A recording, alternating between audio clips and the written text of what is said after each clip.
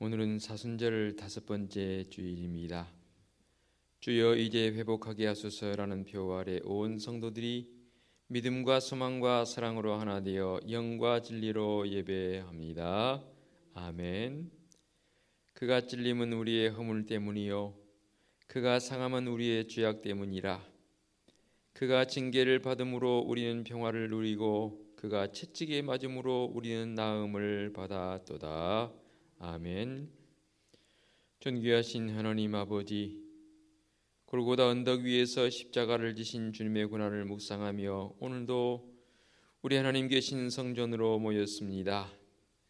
정결한 마음과 깨끗한 심령으로 오직 하나님께만 경배하오니 영광받아 주옵소서.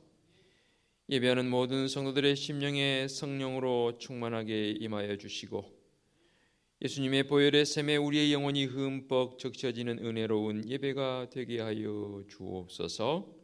우리를 죄와 사망에서 구원하시려고 십자가를 지신 고난받으신 예수님의 이름으로 기원하옵나이다. 아멘. 참회의 기도 시간입니다. 다같이 침묵으로 일주일의 삶을 뒤돌아보며 참회의 기도로 나아가겠습니다. 기도하겠습니다.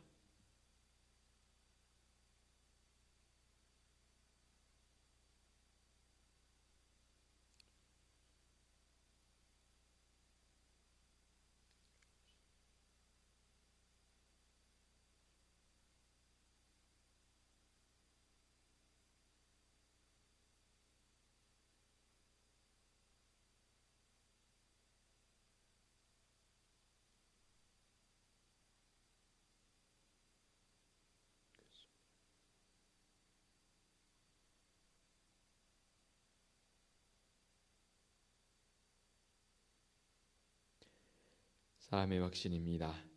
다시 우리를 불쌍히 여기셔서 우리의 죄악을 발로 밟으시고 우리의 모든 죄를 깊은 바다에 던지시리이다. 아멘.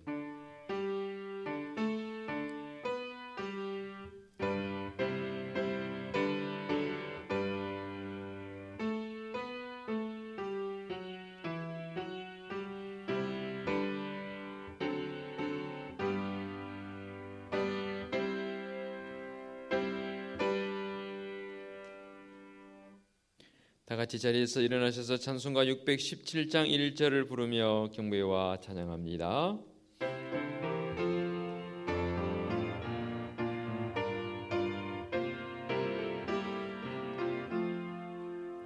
주님을 찬양합니다. 내 맘과 정성 다하여 놀라우신 주님의 크신 능력 찬양하리라. 주님을 찬양합니다. 내 맘과 정성 다하여 주 안에서 언제나 기뻐하리라. 할렐루야. 주 안에서 언제나 기뻐하리라. 할렐루야. 아멘. 성시 교독하겠습니다. 여호와께서 시온의 포로를 돌려보내실 때에 우리는 꿈꾸는 것 같다도다.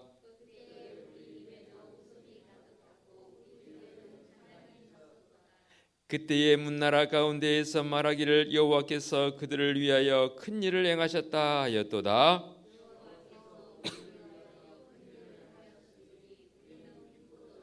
여호와여 우리의 포로를 남방 시내들같이 돌려보내소서. 같이 합니다. 울며 씨를 뿌리러 나가는 자는 반드시 기쁨으로 그 곡식단을 가지고 돌아오리로다. 아멘. 사도신경으로 우리의 신앙을 고백하겠습니다. 나는 전능하신 아버지 하나님 천지의 창조주를 믿습니다. 나는 그의 유일하신 아들 우리 주 예수 그리스도를 믿습니다. 그는 성령으로 잉태되어 동정녀 마리아에게서 나시고 본디오 빌라도에게 고난을 받아 십자가에 못 박혀 죽으시고 장사된 지 사흘 만에 죽은 자 가운데서 다시 살아나셨으며 하늘에 오르시어 전능하신 아버지 하나님 우편에 앉아 계시다가 거기로부터 살아있는 자와 죽은 자를 심판하러 오십니다. 나는 성령을 믿으며 거룩한 공교회와 성도의 교제와 죄를 용서받는 것과 몸의 부활과 영생을 믿습니다. 아멘. 자리에 앉으시기 바랍니다. 찬송가 20장 찬양 드립니다.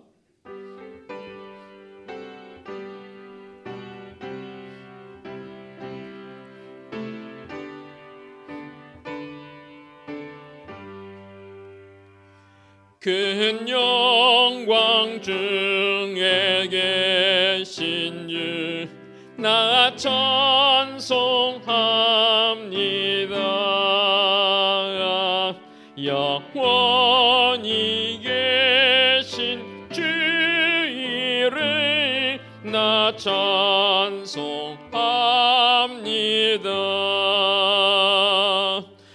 한없이 크신 능력을 나 찬송합니다. 참되고 미쁜 그 언약 나 찬송합니다. 온 천지 창조하시던 그 말씀이 미소 영원히 변치 않는 줄 나 믿사옵니다. 그 온유하신 주 음성 날 불러주시고 그 품에 품어 주시니 나 찬송합니다.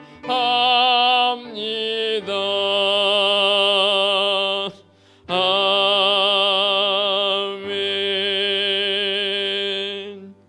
기도하시겠습니다. 사랑과 은혜가 풍성하신 아버지 하나님, 거룩한 성일을 우리에게 허락해 주시고 오늘도 주님 앞에 나와 예배하는 예배자로 불러주시니 참으로 감사와 영광을 올려드립니다. 지금은 사순절 기간입니다. 날 위해 십자가 지신 우리 주님의 그 고난을 나의 고난으로 여기며 어느 때보다도 영적 깊이를 더해가는 성도들의 거룩한 영성이 회복되는 귀한 시간으로 삼아서 더 거룩한 성도적 삶을 살기에 부족함 없게 하여 주시옵소서. 거룩한 성도로 구별되어져서 살아간다고 하지만 이 세상 살아가면서 우리 눈에 보이고 귀에 들리는 것에 너무 우리는 민감하게 반응했음을 솔직히 고백합니다. 주님 내게 뭐라고 말씀하시는지 그 음성에 귀 기울이기보다는 세상의 소리에 귀 기울였음을 이 시간 고백하옵나니 용서하여 주시옵소서. 하나님 앞에 바른 예배자로 서기를 원하오나 코로나19라는 이 바이러스를 통해서 마음껏 하나님 앞에 서지 못함도 가슴 조이며 주님 앞에 안타까운 마음으로 은혜를 구하옵나니 오 주님 속히 회복되어져서 온 성도들이 주님 앞에 마음껏 예배할 수 있는 시간이 속히 올 수 있도록 주님 역사하여 주시옵소서. 하나님 사랑함이 마음과 뜻과 정성을 다해 사랑해야 하는데 우리는 하나님 사랑하보다는 세상을 사랑했음을 또한 고백합니다. 주님 용서하여 주시옵소서. 비대면이란 이 문화 속에서 내 이웃을 내 몸과 같이 사랑하라 말씀하셨음에도 우리는 그저 우리의 생각 속에서 우리의 마음뿐인 것으로 그치지는 않았는지 뒤돌아봅니다. 직접적으로 주님의 은혜와 사랑을 나눌 수 있으며 증거할 수 있는 증거자의 모습으로 나갈 수 있는 성도적 결단도 있게 하여 주시옵소서. 특별히 육신의 질고를 통해서 고통 중에 있는 우리 믿음의 지체들을 위해서 더 많이 기도해야 하는데 잊어버렸거나 또한 정말로 마음을 다해서 기도하지 못했음도 주님이 고백하옵나니 용서하여 주시옵소서. 아버지 하나님, 말씀의 능력이 우리에게 얼마나 큰지를 우리는 익히 알고 있습니다. 바라옵기는 말씀의 능력을 회복할 수 있는 성도적 삶이 되어지도록 그는 종 베풀어 주시옵소서. 종의 입술을 통해서 말씀이 선포되어질 때 우리는 그 말씀을 듣고 초대교회 성도들처럼 어찌할꼬 하는 마음으로 결단하게 하여 주시옵소서.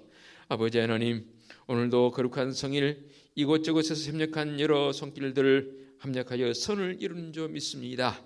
참으로 섬기는 그 모든 손길 위에 우리 주님의 특별하신 은총으로 함께하여 주시옵소서. 말씀에 귀 기울이고 그 말씀 받은 바를 통해서 능력의 모습으로 나갈 수 있는 성도적 삶이 되게 하여 주시옵소서. 특별히 이 나라 이 민족을 위해 기도합니다. 주님, 이 민족을 더 긍휼히 여겨 주시옵소서. 특별히 선교적 사역을 감당해 나가는 수많은 우리 선교사님들 많은 어려운 지경에 처해 있습니다. 그럴지라도 주님의 크신 역사 속에서 꿋꿋이 일어나게 하여 주옵시고 또 이럴 때일수록 많은 지교회들이 우리 사역자들과 선교사님들을 위해서 기도로 나아가게 하여 주시옵소서. 모든 영광 주님께 올려드리오며 우리 주님 예수 그리스도의 이름으로 기도하옵나이다. 아멘.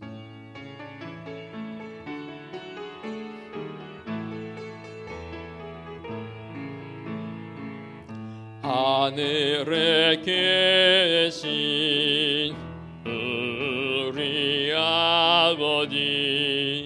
아버지의 이름을 거룩하게 하시며 아버지의 나라가 오게 하시며 아버지의 뜻이 하늘에서와 같이 땅에서도 이루어지게 하소서. 오늘 우리에게 일용할 양식을 주시고 우리가 우리에게 잘못한 사람을 용서하여 준 것 같이 우리 죄를 용서하여 주시고 우리를 시험에 빠지지 않게 하시고 악에서 구하소서. 나라와 권능과 영광이 영원히 아버지의 것입니다. 아멘.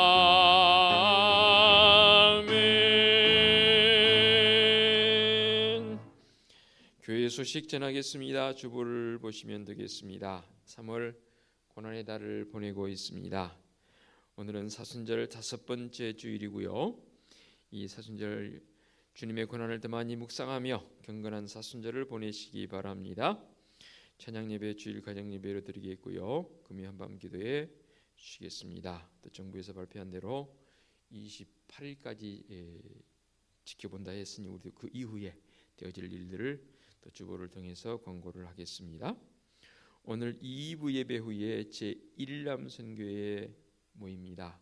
회장님으로 우리 이상원 집사님께서 섬기고 계시는데요. 일남선교 회원들 모여주시기 바랍니다. 지난 주간에 장례가 있었습니다. 제32구역 나은영 집사님께서 시아버지 상을 당하여 장례를 마쳤습니다. 조문을 대전까지 다녀왔습니다. 만나면 많이 격려해 주시고 또 위로해 주시면 감사하겠습니다. 특별 새벽기도회 계획하고 있습니다. 이번 주 지나서 다음 주 월요일부터 고난주간 특별 새벽기도회를 가지려고 합니다. 이번 특별 새벽기도회는 좀 남다르게 월드비전에서 여러 가지 좀 사순절 기간 중에서도 특별히 고난주간 특별 프로그램을 계획을 했더라고요. 우리 교회도 함께 하고자 하는 마음을 가지고 다음 주에 오시면 프로그램을 제가 나누어드리고 책자도 나누어드리겠습니다. 그 책자를 중심해서 사순절 가운데 특별히 고난주간 은혜로운 한 주간이 되었으면 좋겠고 기도 담당자들과 각 구역에서 찬양 준비해 주시면 감사하겠습니다. 이진준 집사님 수술을 해서 이제 병원을 옮겨서 가까이 있는 서울병원으로 와서 오셔서 치료 중에 있고요. 김명희 권사님 금요일 날 수술을 잘 해서 회복되어 단계에 있습니다. 여러분 생각나시는 대로 환우들을 위해서 많이 집중적으로 기도해 주시면 감사하겠습니다. 앞뒤 옆에 계신 분들과 함께 축복하며 우리 앉은 자리에서 눈 인사라도 나누는 시간 갖도록 하겠습니다. 그러면서 핸드폰은 진동이나 또는 좀 꺼주시면 좋겠다는 생각이 되어집니다. 협력해 주시면 감사하겠습니다.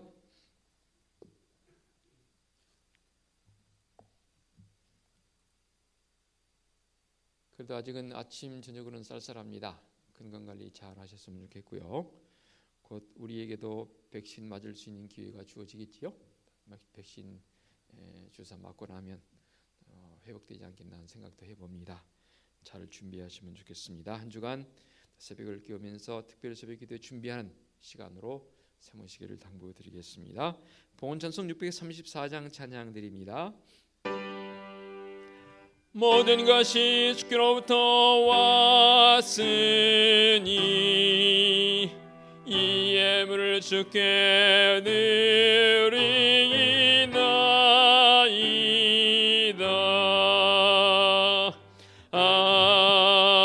아멘.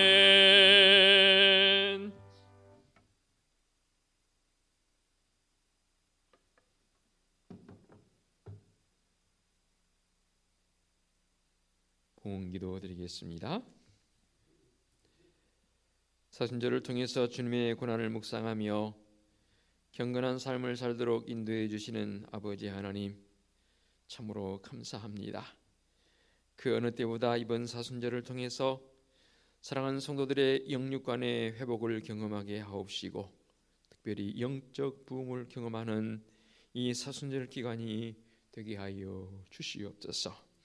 이렇게 주님 앞에 나와 예배하는 성도들 빈손으로 나오지 않고 모든 것이 다 정말로 하나님의 것임을 고백하며 11조 예물을 봉헌합니다.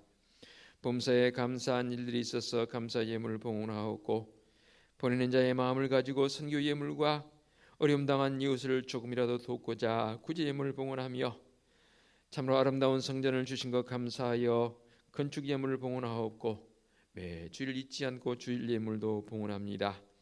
예물 봉헌하는 사랑하는 성도들의 가정과 사업장, 직장 주님의 크신 은총 속에서 날마다 든든히 서가게 하여 주시옵소서. 정말로 하나님 앞에 드리고도 넘치며 이웃에게도 나누고도 넘침이 있는 사랑하는 성도들 복된 손길을 되게 하여 주시옵소서. 주님의 그 크신 핏값으로 세워주신 우리 은혜숲 교회가 올 한 해 동안 아버지 앞에 회복의 은총을 경험하는 자리로 나아가기를 원하오니 우리 하나님과의 거리가 더 가깝게 좁혀지게 하옵시고 비록 비대면일지라도 성도들과의 친밀한 교제가 끊이지 아니하도록 인도하여 주옵소서. 늘 주님 앞에 기쁨과 감사와 감동이 있는 성도들의 그 가정 천국을 이루어가게 하여 주시옵소서. 코로나19 바이러스 속한 신뢰에 종식될 줄로 믿습니다. 성도들의 삶의 자리와 예배하는 자리가 속히 회복되는 은총 경험하게 하여 주시옵소서. 장례를 당한 가정이 있습니다. 천국의 소망으로 위로하여 주옵소서. 그 귀한 손길을 통해서 온 가족과 일가 친족이 구원받은 역사도 있게 하여 주시옵소서. 참으로 쉬지 않고 날마다 우리 은혜숲교회 교육부서를 위해서 기도하고 있습니다. 영유치부, 아동부, 중고등부, 청년부, 장년부 이 교육부서가 주님의 은혜 가운데 날마다 든든히 있어야 할 터인데 이를 위해서 믿음의 교회학교 교사들과 우리 학부모들이 더 많이 주님 앞에 꿇어 눈물의 기도가 있게 하여 주시옵소서. 다음 세대의 부흥을 위해서 더 많이 우리가 기도해야 할 터인데 주님 참으로 이 안타까운 상황을 주님 헤아려 주옵시고 불쌍히 여겨 주시옵소서. 특별 새벽 기도회도 준비하고 있습니다. 한 주간 기도로 준비하게 하옵시고 주님의 고난을 묵상하는 이 고난주간 특별 새벽 기도에 온 성도들이 새벽을 깨우게 하여 주시옵소서. 주님의 거룩한 전을 청소하는 손길들, 특별히 강단을 깨끗하게 손질하는 청소하는 믿음의 손길들, 강단에 꽃으로 아름답게 장식하는 귀한 권사님의 손길, 모두 다 주님의 크신 은혜와 사랑으로 안위하여 주옵소서. 특별히 협력하는 손길들이 더욱 복되게 하옵시고 세상에 나아가서도 그 은혜와 사랑의 손길을 충분히 나눌 수 있는 풍성함이 있게 하여 주시옵소서. 육신의 질고와 우원치 않은 사고로 병원과 가정과 요양원에서 치료받고 회복 중인 성도들이 있습니다. 특별히 이순희 집사님, 김명희 권사님 수술을 이제 마치고 회복 단계에 있사오니 주님의 그 권능의 손길로 어루만져 주실 때에 뜻바른 회복의 은총이 있는 줄로 믿습니다. 온 환우들 회복되어 주님 앞에 나와 할렐루야 찬송하며 예배하는 성도적 믿음의 모습이 있게 하여 주시옵소서. 거룩하신 하나님 아버지, 우리 은혜숲교회는 하나님이 우리의 유일한 꿈이며 말씀에 감동이 있는 교회의 모습을 가지고 올 한 해 동안 충분히 회복의 은총을 경험하는 사랑하는 성도들이요 우리 교회요 이 민족 되게 하여 주시옵소서. 우리 주님 예수 그리스도의 이름으로 기도하옵나이다. 아멘. 하나님께서 이 시간 우리에게 주신 말씀은 구약성경 사사기 2장 1절로 5절까지의 말씀 봉독해 올리겠습니다. 구약성경 사사기 2장 1절부터 5절까지 말씀입니다. 여호와의 사자가 길갈에서부터 보김으로 올라와 말하되 내가 너희를 애굽에서 올라오게 하여 내가 너희의 조상들에게 맹세한 땅으로 들어가게 하였으며 또 내가 이르기를 내가 너희와 함께 한 언약을 영원히 어기지 아니하리니 너희는 이 땅의 주민과 언약을 맺지 말며 그들의 제단들을 헐라하였거늘 너희가 내 목소리를 듣지 아니하였으니 어찌하여 그리하였느냐. 그러므로 내가 또 말하기를 내가 그들을 너희 앞에서 쫓아내지 아니하리니 그들이 너희 옆구리에 가시가 될 것이며 그들의 신들이 너희에게 올무가 되리라 하였노라. 여호와의 사자가 이스라엘 모든 자손에게 이 말씀을 이름에 백성이 소리를 높여 운지라. 그러므로 그곳을 이름하여 보김이라 하고 그들이 거기서 여호와께 제사를 드렸더라. 아멘. 오주님 이 시간 말씀을 듣습니다. 우리의 마음의 문이 열리게 하여 주시옵소서. 두 귀를 기울여 말씀에 집중하게 하옵소서. 이때에 성령 하나님 친히 임재하사 강한 바람처럼 세미한 음성으로 말씀하여 주옵소서. 예수 그리스도의 이름으로 기도하옵나이다. 아멘. 사순절 5번째 주일이 되었습니다. 이때에 우리를 위해서 그 모진 고난을 당해 주신 우리 주님의 그 고난을 나의 것으로 여기며 나아가는 우리 성도적 거룩성이 그 어느 때보다 깊어야 하는 때가 바로 이 사순절 기간이고 특별히 사순절 5번째 주간이 되어질 줄로 믿습니다. 늘 우리를 기억해 주시고 용기를 주신 우리 주님께 감사와 영광을 돌리는 성도적 삶도 되는 줄로 믿습니다. 아울러서 오늘 말씀의 제목처럼 언약을 어기지 아니하시는 하나님, 특별히 지자들을 파송하면서 주님께서 또 승천하시면서 땅끝까지 이르러 복음의 증인이 되리라 했고 내가 너희와 항상 함께 있으리라는 주님의 그 언약의 말씀은 2000년이 지난 지금도 우리에게 유효하고 또 그 은혜로 우리가 살아가고 있는 줄로 믿습니다. 오늘 그런 의미에서 사사기의 말씀을 통해서 이 험난한 시대 속에서 우리가 어떻게 살아야 할 것인가에 대한 결단이 있는 오늘 말씀의 나눔, 말씀의 은혜가 있어지시기 바랍니다. 이 사사기를 읽어보면 참 안타까움이 많습니다. 12사사들의 그 행적과 그들의 사역을 통해서 하나님께서 어떻게 구체적으로 임하시는지를 경험할 수 있는 참 어찌 보면 폭넓으면서도 어찌 보면 또 좁혀져 있는 듯한 그러한 의미를 가지고 있는 말씀이 이 사사기의 말씀입니다.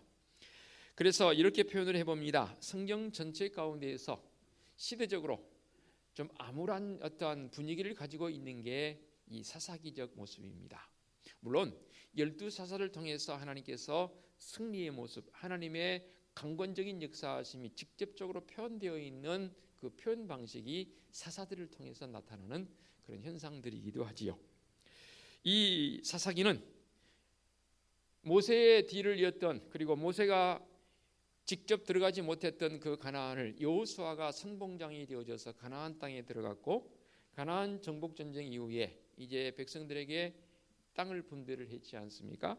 그래서 그 이후에 여호수아가 이제 죽는, 물론 사사기 2장 오늘 본문 뒤에 있는 6절 이하의 말씀을 통해서 보게 되면 여호수아의 죽음을 간략하게 소개해 놓은 부분이 있긴 하지만, 이게 여호수아가 죽고 나서 전체적인 맥락 속에서 사무엘 선지자의 등장과 함께 이스라엘의 초기 왕정이 설립되어지기 전까지의 과정, 무려 350년이란 짧지 않은 그런 기간 속에서 이루어졌던 사사들의 행적이 바로 오늘 본문입니다. 이 사사기의 말씀이 바로 그렇게 구성되어지고, 사사기의 특성은 뭐냐면 이것이 계속 사이클로 반복되어지며 안타까운 것이죠. 하나님의 개입하심, 하나님의 역사하심, 깨닫고 하나님을 구하고 하나님의 은혜 가운데 거하다가 다시 하나님을 잊고 타락하고, 또 하나님께서 사사들을 통해서 그들을 건지시고 다시 깨닫고 또 하나님 앞에 통회 자복하고 하나님의 어루맞으심과 회복의 은총, 그러다가 그들이 살아가면서 하나님 타락하고, 이게 계속 사이클로 돌아갑니다. 이렇게 해야 함이 과연 그들의 삶이었는가를 사실 역사적 관점에서 본다면 참 마음속에 설교가의 한 사람으로서 너무 안타까움이 있지요. 그럼에도 불구하고 오늘 말씀을 통해서 보게 되면 하나님의 언약은, 신실하신 하나님의 언약은 결코 사라지지 아니하고 그 언약이 계속 진행되어져 가는 그런 과정임을 말씀을 통해서 볼 수 있습니다. 자, 이제 말씀 속으로 들어가 보겠습니다. 오늘 이 시간 우리에게 주신 이 사사기 2장 1절로 5절까지의 말씀을 통해서 보면 1절 보기입니다. 여호와의 사자가, 하나님께서 이 여호와의 사자를 보내어서 백성들에게 직접 말씀하시는 그런 광경으로 여호와의 사자가라는 부분이 두 번이나 등장합니다. 4절에도 여호와의 사자가라고 표현했지 않습니까? 하나님께서 백성들에게 여호와의 사자를 통해서 친히 말씀하시는데, 그 여호와의 사자가 길갈에서부터 복임으로 올라왔다라고 말씀하시거든요. 이 복임은 결국 백성들이 그곳에 제단을 쌓고 여호와께 제사를 드렸던 장소로 이제 굳어지게 되지만, 길갈에서부터 여호와의 사자가 그곳으로부터 왔다라고 이 사사기를 기록한 저자는 기록을 하고 있습니다. 왜 이렇게 기록을 했을까? 의도가 있지 않겠습니까? 길갈이 어떤 지역인지를 먼저 좀 살펴보도록 하겠습니다. 여호수아가 선봉장이 되어져서 요단을 건너는 장면이 나오지 않습니까? 출애굽기에 보게 되면 그 요단을 건너는 그런 장면 속에서 이제 법궤를 맨 제사장들이 요단에 발을 디딜 때에 요단에 길이 생기고 갈라져서 백성들이 요단을 무사히 건너서 하나님께서 약속하신 그 가나안 땅으로 이제 들어가게 됩니다. 그래서 그것을 기념하여서 여호수아의 지시로 요단에 있던 그 돌들을 12돌을 취하여 기념비를 세운 것이 바로 길갈입니다. 무슨 말씀인지 아시겠죠? 그 기념비를 세운 그 길갈, 왜 기념비를 세웠을까요? 우리나라 대통령들도 지금은 좀 그런 게 드물지만 과거에는 자기들의 행적을 남기기 위해서 가는 곳마다 뭐 기념식수를 하고 뭐 또 무슨 건물을 짓고 다리를 놓을 때도 밑에다가 뭐 몇 년 몇 월 며칠 아무개 대통령 이렇게 표시기를 했습니다. 지금은 그런 게 사라졌습니다. 그게 왜 그럴까요? 자기의 족적을 남기기 위한 목적 아니겠습니까? 그러나 하나님은 하나님의 족적보다는 하나님께서 그렇게 역사하셨음을 백성들에게 잊지 않게 하기 위한 목적으로 그것에 기념비를 세우고, 야, 하나님께서 이렇게 우리를 도와주셨어 라는 그런 의미에서 길갈에 12돌을 세워서 가져다가 기념비를 세웠다 그 말입니다. 이 말이 무슨 말이냐면, 언약하신 하나님, 명령하신 하나님, 은총을 베풀어 주신 그 하나님을 절대 잊지 말라는 말씀 아니겠습니까? 결코 저버리지 말라는 겁니다. 그런데 말씀을 읽다 보면 서두에 말씀을 드렸습니다. 이 사이클이 반복된다고 그랬지 않습니까? 그런데 지금 이제 가나안 땅에 들어가서 정복 전쟁을 하는 모든 과정 속에서 먼저는 여리고성 내지는 뭐 여러 큰 성들은 점령을 했고, 여호수아가 이제 12지파에게 땅을 다 분배를 하지 않습니까? 분배를 했는데 분명히 하나님께서 말씀하시기를 그 가나안 땅에 있는 원주민들 다 몰아내라고 했습니다. 심지어는 심하게는 다 쳐서 죽이라 했습니다. 그런데 이 12지파 백성들이 그것을 못해요. 말씀을 준비하면서 이 1장 부분을 제가 좀 몇 번 읽어가면서 말씀을 묵상해 봤습니다. 가장 먼저 이 일에 있어서 유다 민족이 앞장을 섭니다. 유다와 베냐민 지파가, 특히 갈렙이 속해 있는 이 유다 지파는 이 일에 있어서 굉장히 적극적으로 이 일을 가담합니다. 먼저 선봉장에 있어서 우리가 먼저 하겠습니다 하고 이 갈렙을 중심한 헤브론 땅을 또 차지하면서 명확하게 그들은 이방 민족들에 대해서 유다 민족들은, 유다 지파는 분명하게 이 일을 행합니다. 그런데요, 그 이후에 1장 27절 이하에 보면 므낫세, 에브라임, 스불론, 아셀, 납달리, 이런 여러 다른 지파들은 이 일을 행하지 못합니다. 그래서 말씀 보게 되면 그들을 쫓아내지 못하며 이런 안타까운 모습으로 말씀이 기록되어 있습니다. 그것들에 대해서 좀 후에 다시 한번 말씀드리겠지만, 너희가 어찌하여 그리하지 못하였느냐라고 여호와의 사자가 백성들에게 질문을 합니다. 왜 그렇게 되어버렸을까? 참으로 안타까운 모습이죠. 자, 그런 부분들을 한번 깊이 말씀의 자리로 나아가도록 하겠습니다. 1절 다시 봅니다.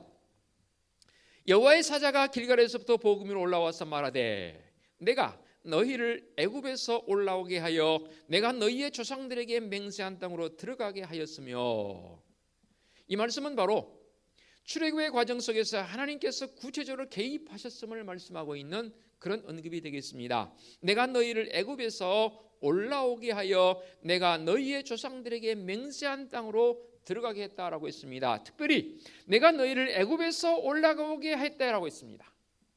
물론 430년의 그 고통 긴 시간 속에서 백성들이 신음함으로 여호와께서 그 신음 소리를 들으셨다 했습니다. 그리고 모세를 그들에게 지도자로 보내어서 그 모진 혹독한 고난의 시간들을 뒤로하고 출애굽의 영광을 경험하는 백성들의 모습을 보게 되지요. 이 과정을 통해서 우리는 이런 은혜를 경험하는 것 아니겠습니까? 사실 이 땅에 살아가는 성도적 삶을 산다는 것은 어찌 보면 고난의 연속이지요. 그래서 안 믿는 사람들은 자꾸만 아우성하지 않습니까? 한많은 이 세상이라고 합니다. 얼마나 삶의 모습이 고난스럽고 힘들면 한많은 이 세상이라고까지 하겠습니까? 과연 성도적 삶도 한많은 이 세상인 것인가? 만약 내가 내 삶 속에서 그런 고난과 한많음이 경험되어진다면 분명히 하나님 앞에 바른 은혜를 구하는 자들로 나아가야 합니다. 그들의 고통이 얼마나 심했던지 아우성할 때에 여호와께서 그들의 신음소리를 들으셨다고 했습니다. 그리고는 10가지의 재앙을 내리면서까지 백성들을 그 고통에서 구원해 주시는 하나님의 은총이 있음을 보게 됩니다. 그 과거에 있었던, 사실 이 사사기적 입장에서 본다면 그렇게 오래전 일은 아니지 않습니까? 모세의 시대를 거쳐서 이제 여호수아 시대를 거쳐서 사사들이 활동하는 시대로 갖는 그런 모습 속에서 보면 그렇게 오래전 세월은 아니라 그 말입니다. 하나님께서 개입하셔서 그 애굽에서 올라오게 하셨다는 것은 하나님의 직접적인 개입을 언급하고 있는 그런 의미에서의 그들을 회상시키고 있는 모습 아니겠습니까? 하나님이 어쩔 때는 하나님께서 강제적인 모습으로도 우리를 향해서 개입하시는 모습을 보게 됩니다. 말씀 가운데 하나님께서 제일 직접적으로 강제적으로 개입하시는 사건이 한 군데 더 있습니다. 신약시대 어느 시대일 것 같습니까? 누구를 향해서요? 제자들을 부르시는 그런 사건도 그렇지만 저는 사도행전 9장에 보게 되면 하나님께서 사울을 부르시는 사건, 사울이 바울 되지 않습니까? 그를 부르시는 사건을 보게 되면 정말로 은혜 자체입니다. 사울의 그 행적을 얼마나 우리는 잘 알고 있습니까? 다메섹 도상에서 우리 주님께서 직접 나타나셔서 사울아 사울아 어찌하여 내가 나를 핍박하느냐, 어찌하여 너가 나를 핍박하느냐. 누구세요? 누구세요? 네가 핍박하는 예수니라. 그 자리에서 사울이 뒤집어집니다. 그리고 그가 수많은 이방인들을 구원한 믿음의 사도로, 믿음의 사역자로 부름받은 사건을 보게 됩니다. 사실 우리는 사울만큼은 아니잖아요. 그렇죠? 그런데 어찌 보면 사울보다도 우리의 삶 속에서 더 하나님 앞에 불충한 우리의 모습이 있을 수도 있더라 그 말입니다. 그때에 언약하신 하나님, 그 하나님께서는 나를 버리지 아니하시고 나를 불러주신다는 사실입니다. 이게 우리에게 은혜인 거예요. 이게 우리에게 은혜인 거예요. 그래서 지금 우리가 이 자리에 나와 있지 않습니까? 그렇게 하나님께서 언약 백성들을 불러주신 그 사건을 여호와의 사자를 통해서 백성들에게 회상을 시켰습니다. 그리고는 계속해서 말씀하십니다. 1절 중하반절, 또 내가 이르기를 내가 너희와 함께한 언약을 영원히 어기지 아니하리니 라고 말씀하고 있습니다. 이 말씀 속에서 우리 하나님께서 언약을 깨뜨리지 아니하시는 하나님이라고 표현을 썼습니다. 그래서 제가 말씀의 제목을 기억하고 언약을 어기지 아니하심이라고 했습니다.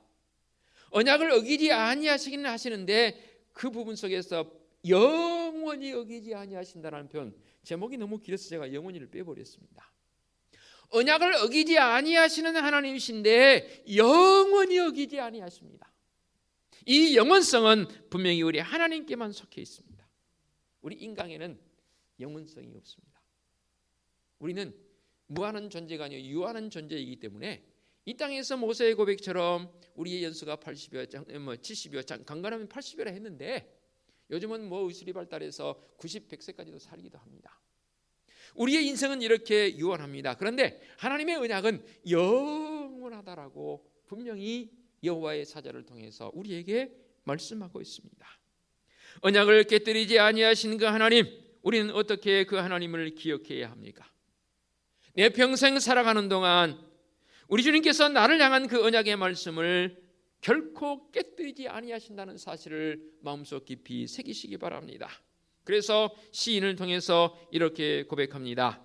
내 언약을 깨뜨리지 아니하고 내 입술에서 낸 것은 변하지 아니하리로다. 어때요? 여러분들은 여러분의 입에서 뱉어놓은 것 지키시나요? 한번 나를 돌아보는 시간 됐으면 좋겠어요. 네, 한번 뱉은 말들은 지키시나요? 지킬 때도 있지만 지키지 못할 때도 있습니다. 그러지 않습니까? 지키지 못할 때도 있어요. 그런데 우리 하나님은 한 번 입술을 통해서 말씀하신 그 언약은 결코 어기지 아니하십니다.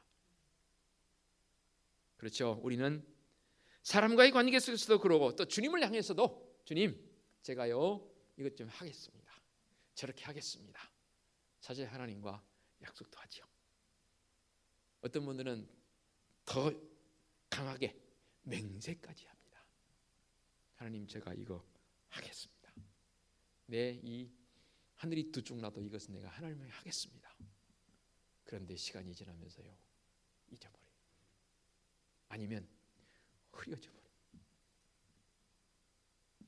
우리는 이렇게 자의적이건 또는 고의적으로라도 이렇게 언약이 어겨지는, 약속이 어겨지는 우리의 삶의 모습이지요. 그렇지만 우리 주님께서는 언제나 약속하신 것은 반드시 지키시는 하나님입니다.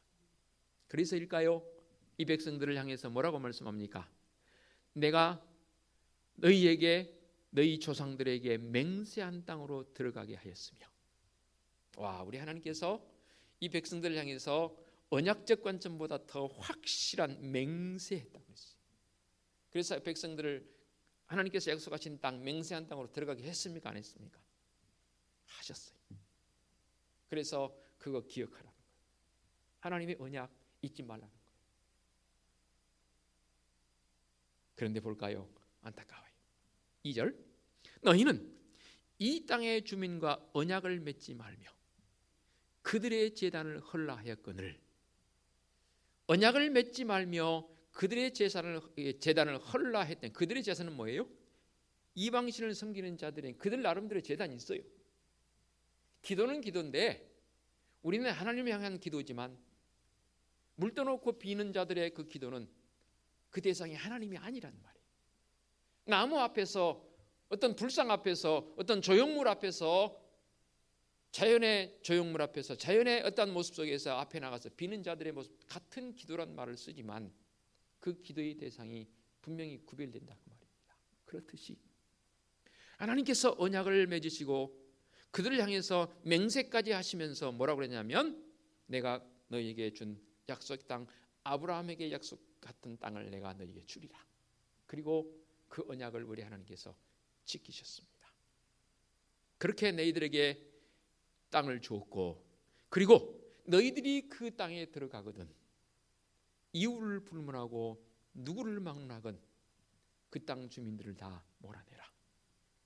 왜 그랬을까요? 인간적 관점에서 보면 무자비하잖아요. 그들을 잘 설득하여서 그들과 함께 더불어서 이렇게 살아라라고 말씀하신 게 아니라, 너희들이 그 가나안 땅에 들어가거든 그 땅에 원주민들을 다 몰아내라. 이것이 하나님께서 그들에게 말씀하신 명령이었습니다. 그런데요, 그들은 그 가나안 땅에 들어가서, 서두에 말씀드렸죠, 유다 족속 말고는 다 협력해버립니다. 몰아내지 못합니다. 왜 하나님께서 그들에게 그들을 몰아내라 말씀하실까요? 이것은 그 땅에 살고 있던 사람들은, 원주민들은 하나님의 뜻과 정반대로 살아가고 있는 족속들입니다. 그들에게 결코 하나님을 제시한들 그들이 하나님을 받아들일 가능성이 전무합니다. 그래서 몰아내라는 거예요. 왜냐하면 그들의 우상들 앞에 이 백성들이 물들어 버릴까 봐 하나님께서 미리 아셨던 거거든요. 그런데 그것을 백성들이 시행하지 못해요. 안타깝습니다. 이는 곧 말씀의 법을 통해서 살아가는 성도적 삶, 성령의 임재가 있고 성령의 역사하심을 통해 살아가는 성도들의 그 영성 있는 영성과 세상의 모습과는 결코 타협될 수 없다는 거죠. 결코 타협해서도 안 됩니다. 사실 목회자인 저는 사회생활을 밖에 나가서 그렇게 할 기회가 많지 않습니다. 그러나 우리 성도들은 성의를 지키며 예배하는 이 자리에 나와 있는 동안은 구별되어져서 하나님의 백성으로 예배자의 모습으로 서지지만, 또 예배 마치고 세상으로 나가면 여러분 어때요? 많은 사람과 더불어서 그야말로 이스라엘 백성들이 가나안 땅에 들어갔을 때 기존 원주민들이 살고 있는 그들과 더불어 살아가야 할 그러한 삶이 우리 성도들의 삶이지 않습니까? 그러다 보면 수많은 일들이 우리에게 주어집니다. 그때 여러분들은 과연 어떻게 해야겠냐 그 말입니다. 어떠세요? 여러분들이 생활하고 있는 직장, 사업장에서 여러분들이 크리스찬이라는 거 다 인지하고 있습니까? 네. 다른 분들이 여러분들이 다 신앙이라는 거 다 인지하고 있습니까? 알고 있습니까? 지금쯤 수십 년 정도 됐으면 다 알고 있겠지요. 그런데 알고 있음에 대한 부분이 어쩌면 더 우리에게는 신앙인으로서의 책임이 보여야 된다 그 말입니다. 제가 늘 말씀드리잖아요. 똑같이 길 가다가 10,000원을 주셨습니다. 내 같이 간 사람은 안 믿는 사람은 나는 주님을 믿는 사람이란 말이에요. 어떤다고요? 둘 다 호주머니에 10,000원짜리가 쏙 들어갔으면 주었으니까. 그렇죠. 얼마나 그냥 생긴 겁니까? 요즘 10,000원짜리 넣으면 자기네 50,000원짜리 해볼까요? 50,000원짜리를 주었습니다. 쏙 집어넣습니다. 안 믿는 사람들은요, 자기는 집어넣어도 괜찮은데 믿는 나를 향해서 딱 집어넣으니까 너는 집어넣으면 안 되지라고 말하잖아요. 경험 안 해보셨어요? 꼭 제가 돈을 예를 들지 않아도 일상에서 그러잖아요. 너는 그러면 안 되지. 자기는 하면서 나를 향해서는 안 된다고 말해요. 왜요? 너는 크리스찬이잖아. 너는 크리스찬이잖아. 이 소리가 여러분 어떻게 들려질지 모르겠습니다. 너는 구별됐잖아. 안 믿는 사람도 사실 우리를 인정하는 거예요. 그런데 나 스스로가 그 구별됨을 저버렸다. 안 되는 거죠. 다시 2절 하반절 보겠습니다. 너희가 내 목소리를 듣지 아니하였으니, 이 참 가슴을 아리는 그런 표현입니다. 이 땅의 주민과 언약을 맺지 말며 그들의 제단을 헐라 하였거늘 너희가 내 목소리를 듣지 아니하였으니. 말 아픈지를 모른 거죠. 그렇죠? 말씀의 권위와 말씀의 능력을 상실해 버린 거죠. 분명히 말씀하셨음에도 불구하고 그 말씀의 하심에 대한 부분들을 귀담아 듣지 않습니다. 아니, 들었을지라도 시간이 지나면서 흐려져 버립니다. 어떻게 흐려진지 아십니까? 10절 볼까요? 오늘 본문 이하에 있는 말씀이지만 그 세대의 사람도 다 그 조상들에게 돌아갔고 그 후에 일어난 다른 세대는 여호와를 알지 못하며 여호와께서 이스라엘을 위하여 행하신 일도 알지 못하였더라. 그러니까 바른 지도자들이 계속 나와서 지도자적 관점에서 백성들을 향해서 말씀을 선포하고 메시지를 그들에게 가르치고 해야 할 그 일들이 흐려졌는지는 몰라도 백성들이 시간이 지나면서 여호수아가 죽고 그 다음에 적잖이 350년의 시간이 지났다 했지 않습니까? 경과했다 했지 않습니까? 그 과정 속에서 그들이 하나님을 잊어버립니다. 와, 이게 너무 가슴 아픈 거예요. 지금 우리가 이렇게 하나님 앞에 예배하고 있지만 다음 세대 정도, 길지 않습니다. 한 60년, 70년 정도. 한 2번 여러분들 제가 고백한 기억이 있는데요. 제가 유학하면서 저와 함께 공부했던 장로님이신데 지금 목사님 되셨어요. 저보다 그때 당시에 한 20살 정도 많았습니다. 그분이 저를 향해서 이렇게 고백하는 그 고백을 듣고 저는 너무 마음속에 자극이 됐습니다. 제가 영어 이름은 J인데요.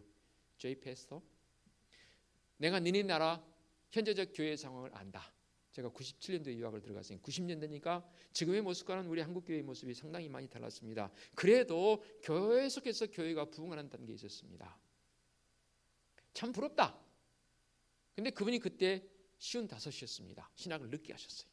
레리 목사님, 이제 목사님 되셨는데 70년, 그때 당시를 지금 70년 전에 캐나다가 너희 나라보다, 코리아보다, 사우스 코리아보다 더 부흥했었다.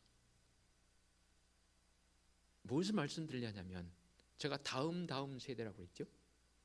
불과 한 60년 정도 후에 한 세대가 30년이니까 캐나다 교회들이요, 우리나라 교회는 비교도 안 될 정도로 외형적인 건물 어마어마합니다. 보통 한 1000명 정도 들어갈 예배당이 한 40만 50만 정도밖에 안 되는 도시인데 정말로 많습니다. 제가 그래서 유학하면서 그 교회들을 몇 군데 가봤어요. 주일 예배를 참석을 해봤어요. 몇 명 앉아 계신지 아세요? 교회를 이제 매입하려고 갔었는데 우리 식으로 하면 여전도 회장님이 나오셨어요. 가장 젊으신 분이 나오셨어요. 연세가 몇 살인 줄 아세요? 가장 젊으신 분이 70세였어요. 캐나다만 그럴 것인가? 우리나라도 그렇게 충분히 될 수 있는 가능성이 있다는 거예요. 힘줘서 왜 제가 이런 표현을 쓰냐면 다음 세대를 생각한다면 지금 말씀에 우리의 다음 세대만큼은 더 연장이 시간적으로 됐을지 몰라도 하나님을 잊어버립니다. 이게 가슴 아픈 거예요. 너희가 내 목소리를 듣지 아니하였으니, 지금 내가 들은 들음이 과거에 우리 선배들은 10마디 들었다면 지금은 내가 들음이 6, 7마디로 줄어듭니다. 다음 세대가 4, 5마디로 줄어듭니다. 그 다음 세대는 1마디, 2마디로 줄어듭니다. 그 다음 세대는 그마저도 듣지 않습니다. 요즘 젊은 친구들 가서 복음 전해보세요. 귀등 듣지 않습니다. 눈 하나 까딱하지 않습니다. 반응하지 않습니다. 물론 그렇게 되게 만들어버린 우리의 책임이 가장 크지요. 그래서 여호와의 사자가 이렇게 질문합니다. 2절 하반절, 어찌하여 그리하였느냐? 차라리 그냥 정말로 호되게 왜 그런 짓을 하였느냐라고 호통을 쳤으면 좋았을 뻔했어요. 그런데 그들을 향해서 어찌하여 그리하였느냐? 여러분 그 마음 아시지요? 내 사랑하는 자녀들이 걸어 나갈 때에 그들을 붙잡고 부모적인 심정으로 아들아 딸아 어째서 그랬니? 꼭 그래야만 했니? 라는 그 심정을 표현하시고 어찌해서 그랬니? 꼭 그렇게 해야만 했니? 그런데 감사하게도요 4절 볼까요? 여호와의 사자가 이스라엘 자손에게 이 말씀을 이르매 백성이 소리를 높여 운지라. 2절까지의 말씀으로 끝나버렸으면 참 안타까운 모습인데 그래도 그나마 여호와의 사자가 너희들이 이런 일들을 이렇게 행했구나 어찌하여 그리하였니? 라고 통탄하며 그들 향해 질문 던질 때에 그들이 비로소 말 아픈지를 깨달은 거예요. 우리가 잘못했습니다. 우리가 잘못했습니다. 하나님의 말씀하시는 것을 지키지 않고 하나님의 영광을 손상시키는 이 일들에 대해서 여호와의 사자가 그들에게 다가가서 왜 너희들이 그렇게 하였느냐? 그럴 때 그들이 통해 자국합니다. 하나님께 순종하지 않는 사람들은요 이렇게 직접적이고도 또는 간접적으로 날카로운 질문이 주어질 때 그들은 진실하지 않습니다. 변명하려고 합니다. 이게 우리 속에 있는 죄성 때문입니다. 그런데 죄성이 있음에도 불구하고 나를 향해서 하나님의 말씀의 법을 통해서 지적될 때는 그것을 꼬집을 때는 하나님 앞에 신실한 사람은 어떻게 변한지 아세요? 제가 문장을 만들어 봤어요. 오 하나님, 예 그렇습니다. 저는요 하나님보다는 인간을 더 두려워했고요. 저는 하나님 생각보다는 나 자신을 먼저 생각했고요. 나 자신을 더 강화시키려고 했던 모습을 이 시간 고백합니다. 주님 용서해 주시옵소서. 백성들이 지금 그 모습으로 나간 거예요. 얼마나 감사한지 몰라요. 물론 조금 후에 그나마 또 잊어버려요. 저도 말씀드렸잖아요. 이게 반복된다고요. 그 사이클이. 그리고 그들이 행한 모습을 보십시오. 5절. 그러므로 그것을 이름하여 복음이라 하고 그들이 거기서 여호와께 제사를 드렸더라. 자, 여기서 말씀하는 제사는 과연 무엇일까요? 그저 그냥 앉아서 하나님께 우리 지금 하는 예배의 모습 그런 모습이었을까요?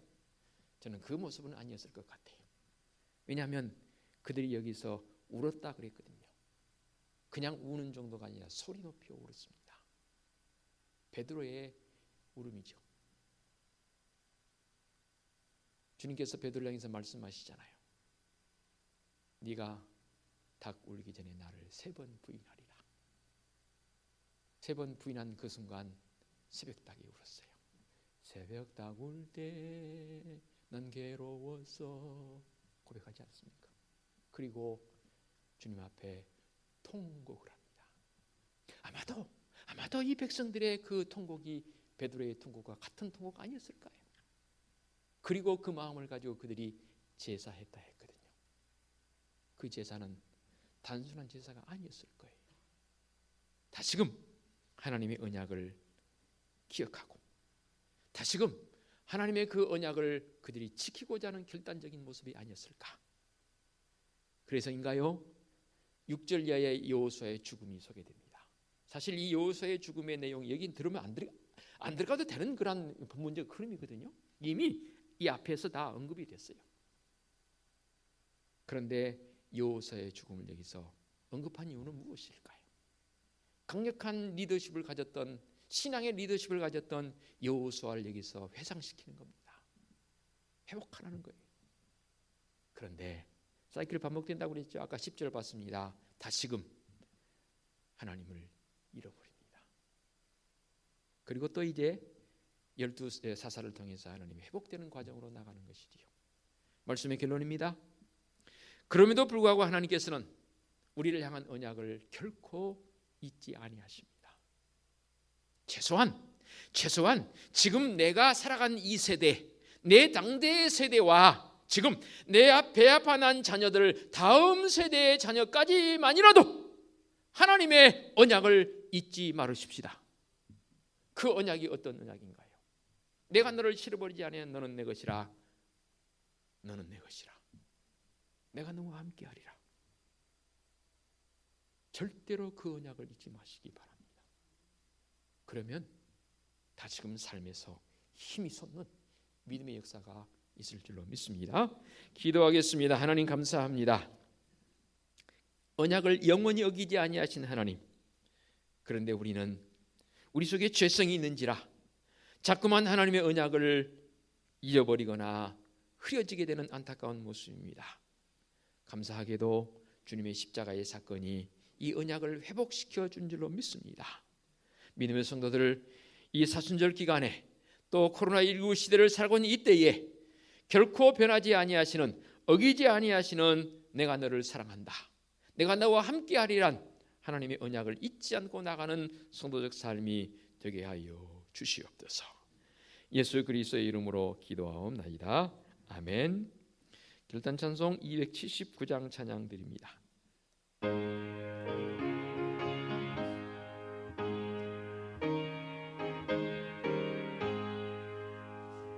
인내하신 구세주여 내가 비오니 죄인 오라 하실 때에 날 부르소서. 주여 주여 내가 비오니 죄인 오라 하실 때에 날 부르소서. 자위하신 보좌 앞에 엎드려 자복하고 회개하니 믿음 주소서. 주여 주여 내가 비오니 죄인 오라 하실 때에 날 부르소서. 주의 공로 의지하여 주께 가오니 상한 마음을 고치시고 구원하소서. 주여 주여 내가 비오니 죄인 오라 하실 때에 날 부르소서. 만복 근원 우리 주여 위로하소서. 우리 주와 같으시니 어디 있을까. 주여 주여 내가 비오니 죄인 오라 하실 때에 날 부르소서. 아멘. 오늘의 위탁의 말씀입니다. 내가 이르기를 내가 너와 함께한 언약을 영원히 어기지 아니하리니. 아멘. 우리 주님 예수 그리스도의 은혜와 하나님 아버지의 지극하신 사랑하심과 성령님의 인도하시며 교통하심이 언약을 영원토록 지키시는 하나님으로 인해 더 큰 감동과 감사와 기쁨으로 살아가기를 원하는 사랑하는 성도들 머리머리 위에와 성도들의 가정과 사업장과 직장 위에와 우리 교회 위에와 이 민족 위에 이제와 영원토록 함께 하시기를 축원하옵나이다. 아멘.